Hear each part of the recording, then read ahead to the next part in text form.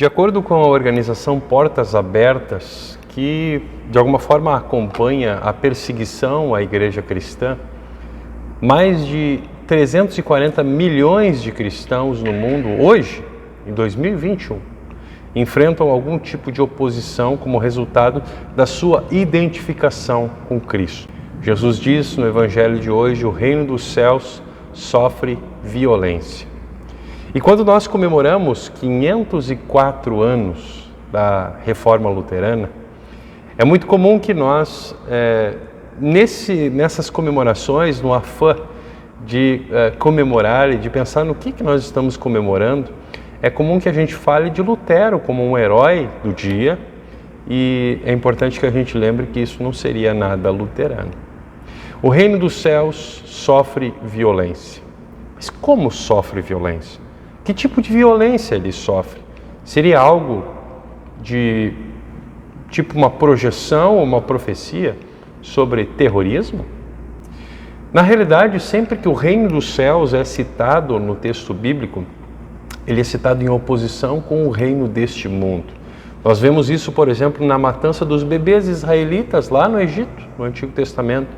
Nós vemos isso também presente durante a descrição dos reinados de reis injustos, tanto em Israel quanto em Judá. No entanto, esse reino do céu sofrer violência significa que a força vai ser uma tentativa para se apoderar do reino de Deus. Pessoas vão tentar se apoderar do reino de Deus à força. E essa é uma boa referência a uma doutrina central da Reforma Luterana, que é a contraposição à ideia de que as obras são capazes de salvar. Não são capazes. Salvação por obras é uma maneira de forçar a porta do céu para se apoderar do reino de Deus. Essa oposição, está dizendo Jesus, ao reino de Deus vai chegar a ser violenta. E isso tem tudo a ver com o conteúdo da reforma, porque o foco da reforma não foi costumes ou práticas simplesmente na igreja cristã, mas o conteúdo da reforma esteve voltado ao coração do cristianismo. Como é que nós vamos ser salvos? E Jesus nos convida, quando fala no nosso texto, a olhar para João Batista, para ajudar a responder o que significa essa violência. João Batista, por exemplo, morre perdendo a cabeça, sendo decapitado. João Batista sabe muito bem e soube na pele o que significa o fato do reino de Deus sofrer violência. No entanto, olhar para a vida e para o ministério do próprio Jesus também nos ajuda a compreender por que o reino dos céus sofre violência. Porque nada do que Cristo tem para fazer, ele vai fazer à força. É isso que ele está nos dizendo. E isso vai ser verdade desde a manjedoura até o Calvário. A forma de Jesus fazer as coisas é justamente o contrário de fazer algo à força. E isso que ele é todo poderoso. Ele pode todas as coisas, ele tem toda a força do mundo. Mesmo assim, a perseguição contra ele frequentemente se torna violenta. Quando o assunto é perseguição, o tom sempre sobe quando a cruz está no caminho. Isso é verdade quando Jesus, a caminho da cruz, vem enviado por Deus como uma criança e o Herodes manda matar todas as crianças da Galileia. Quando as crianças estão sendo mortas e Jesus está sendo perseguido, a cruz estava no caminho e por isso houve violência. Isso também é verdade quando a gente pensa na tentação de Jesus no deserto. Simplesmente ter dado um passo para longe da cruz teria resolvido os problemas humanos de Jesus. Isso também é verdade tendo em vista a relação entre Jesus e Pedro. Na conversa em que Pedro propõe para Jesus esse negócio de cruz aí, não é uma boa ideia. Quando a cruz está no caminho, o reino de Deus está sofrendo violência. A violência tentou tirar Jesus da cruz. E essa é a violência que traz mais distração e é também a mais perigosa, para o cristianismo e para o reino de Deus. E aí então Jesus sobe aos céus e a sua igreja é aquela que permanece sob ataque.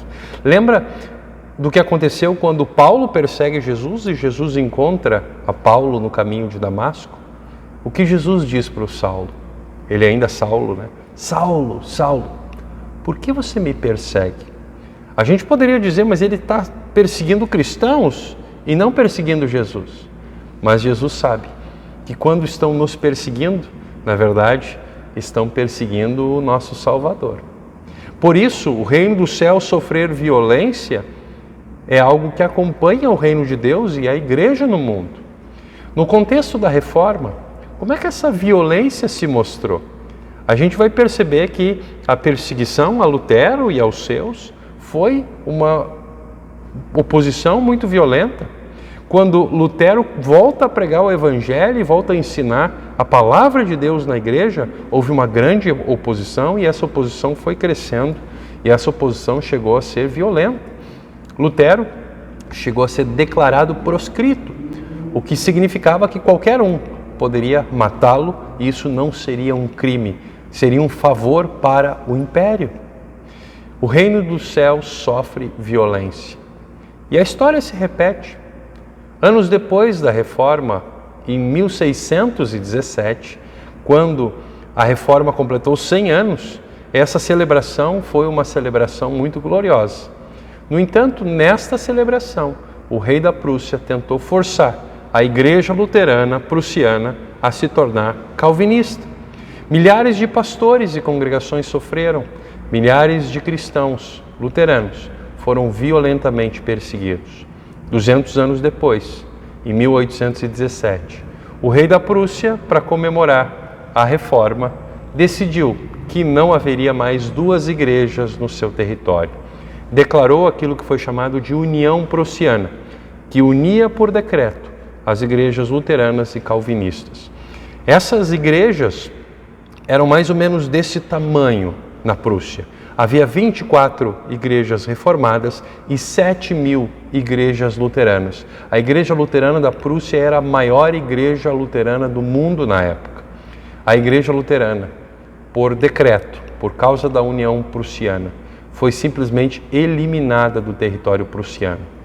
Ao comemorar os 300 anos da Reforma Luterana, o livro de Concórdia se tornou ilegal e o curso de teologia foi encerrado na Universidade de Wittenberg, justamente onde Lutero era professor e onde todos os acontecimentos da Reforma tiveram o seu centro.